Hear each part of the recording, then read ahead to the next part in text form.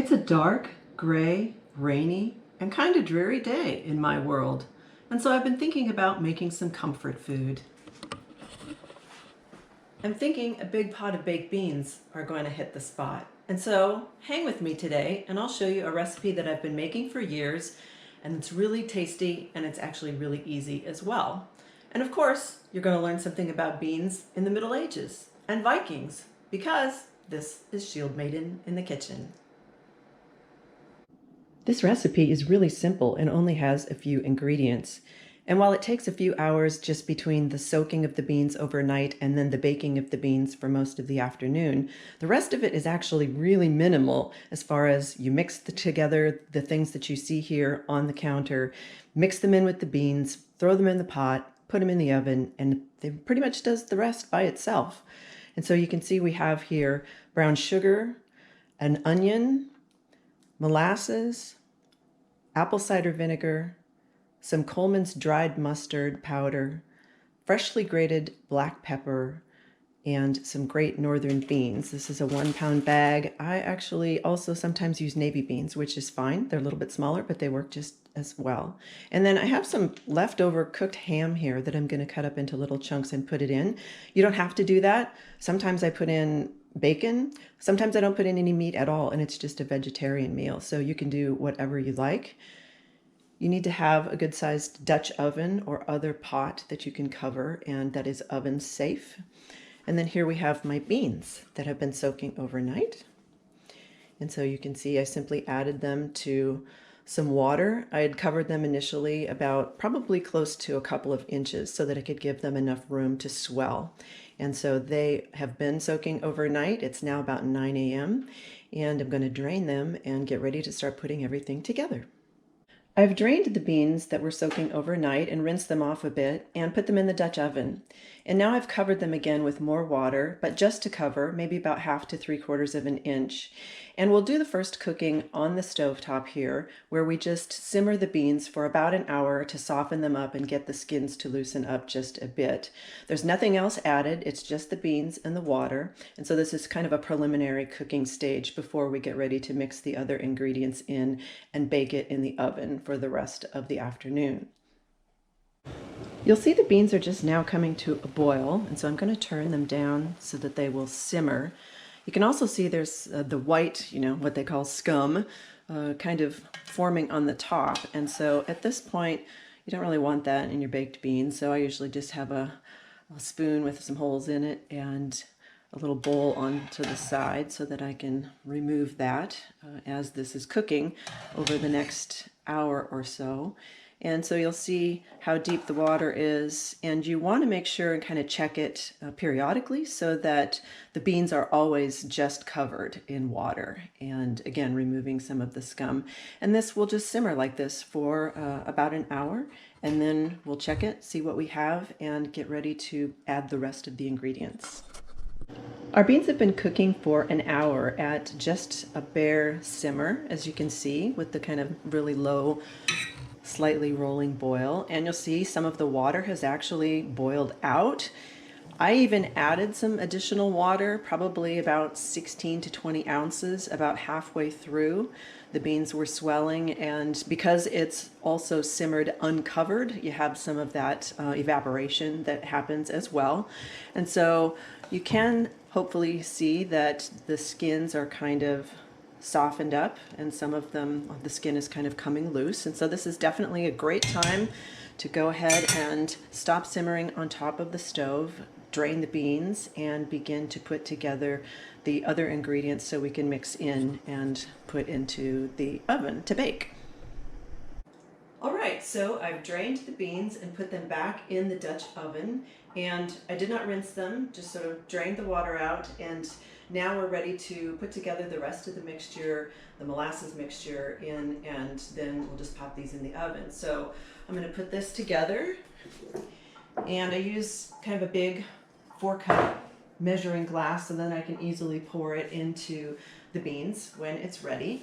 And so the first thing we do is either the apple cider vinegar or the molasses. I mix them both in at the same time. 2/3 of a cup. So let's see, where's my 2/3 here? There it is.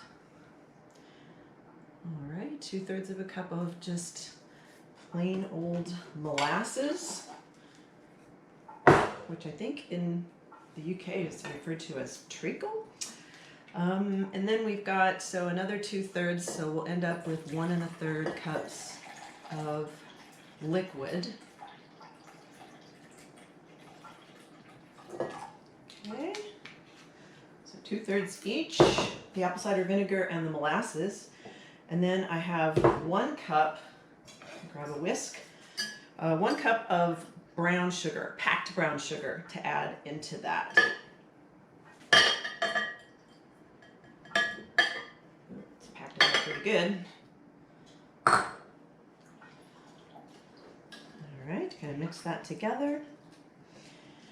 And then we'll add 2 teaspoons of Coleman's mustard powder and 1/2 teaspoon of black pepper, ground black pepper, and our meat, if you choose to do that, and then our onion. And so while I'm putting this together, I will talk a little bit about making beans in the Middle Ages, because of course that's what I do, right? And so also with regard to Vikings, because I'm the Shieldmaiden in the kitchen, and beans were an important source of food in the Middle Ages for sure. I mean, we oftentimes think of the raucous scene of the big feast, the medieval hall where people are, eating big slabs of meat and chewing on those big turkey legs or whatever they are, and having a good time. And that did happen sometimes at important feasting times of the year, but for the most part, people in the Middle Ages actually ate vegetarian diets because meat was expensive, and particularly the lower down the social scale you were. You didn't want to slaughter your cattle or your sheep or whatever unless it was absolutely necessary. Once they've kind of reached the end of their useful life for you, then that is when you would go ahead and eat the meat. But otherwise, they were largely existing on vegetarian diets on a daily basis, and so beans would have been a very important source of nutrients and protein as well, as they are even for people today. And so there is a fun little song, you can look it up online, Oats, Peas, Beans, and Barley, and these were major crops in the Middle Ages, including in Scandinavia for the Vikings. Growing oats and barley were used for, of course, making breads, but also for brewing beer and stuff. And then also the peas and the beans were very important for food sources, but also because they added nitrogen back into the soil once they were grown and tilled back in. And so it was very important for fertilizer and nutrient health of the soil in the field crop rotation system that existed largely in the Middle Ages. And so beans would have been important for people having a source of food in the winter because you could dry them, so the dried beans that we had today in this recipe. And then also, keep in mind that people were eating pretty well in the winter. They put away the food, the beans, and the real lean time of the year was later, actually in the following year, mostly in the spring and in the early summer before the new crops had really come in. And so having beans both fresh in the spring and summer and then dried in the winter really enabled them to have good sources of protein for the whole year. And while Vikings certainly probably did not have something like molasses in order to add to this mixture, or maybe an apple cider vinegar, they definitely would have done a more traditional medieval type of meal where it is just a pot of beans, probably boiled in some water, adding a few herbs for spices, or sorry, not spices, but just flavoring. And if you have salt, of course, a bit of that. And then maybe if you do have a leftover chunk of meat, it's a way to extend that, adding it into the pot and just having this, kind of big pot of cooked beans that's very similar to what I'm going to do today. My recipe just happens to be a little bit more of a sweet and savory type of mix because of the little tartness that you get from the apple cider vinegar alongside the sweetness from the molasses. And so the flavorings would be a little bit different, but the idea is very much the same. And so beans, like they were in the Middle Ages, for basically everybody, they remain a pretty good and important staple for a nutritious diet even today. So, okay, let's do the 2 teaspoons of Coleman's mustard powder in there. pepper went in. And so now we just whisk that together really well.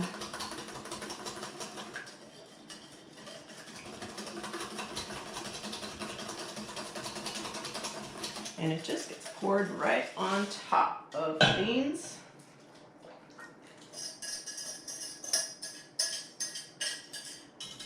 And then we also add about a cup of water. And that's just to enhance the amount of liquid that we've got in there as it's cooking. So there we have that. And stir that in, just kind of incorporate that. And then in goes the chunks of meat that I'm using. Again, I'm just using some leftover cooked ham. I have used bacon before. I have used like a ham hock. If you make like a ham and pea kind of soup, similar type of thing would apply there. And then the onion, it's basically just about the size of one medium onion. You can use a white onion, a yellow onion, or a red onion. It doesn't really matter. It imparts essentially the same kind of flavor. What I have here is just a sweet onion. And you just put it in these little wedges, kind of just distribute them there. Stir it together.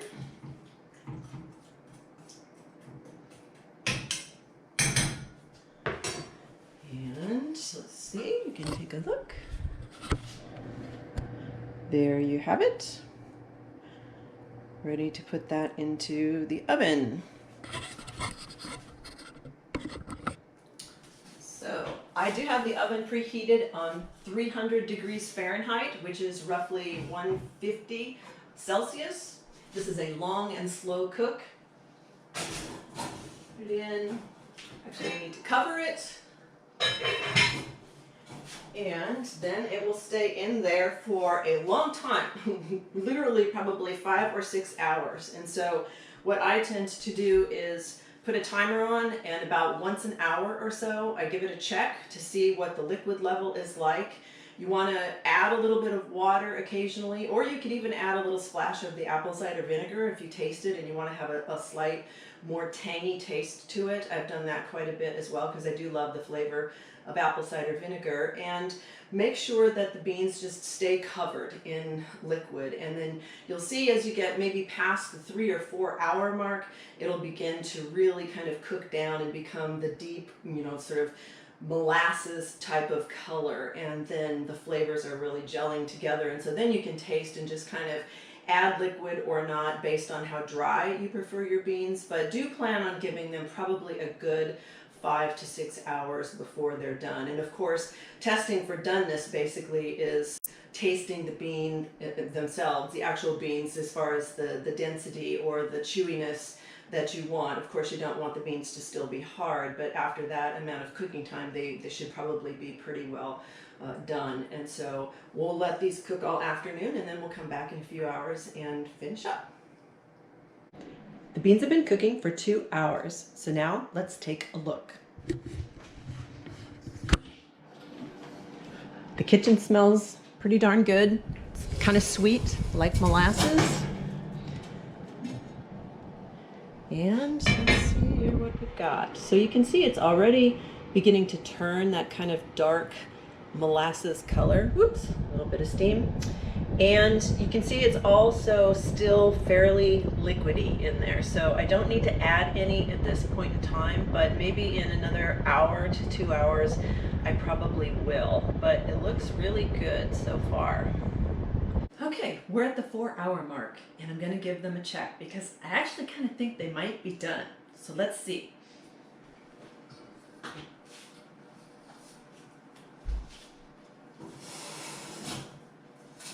Yeah, that's looking pretty good.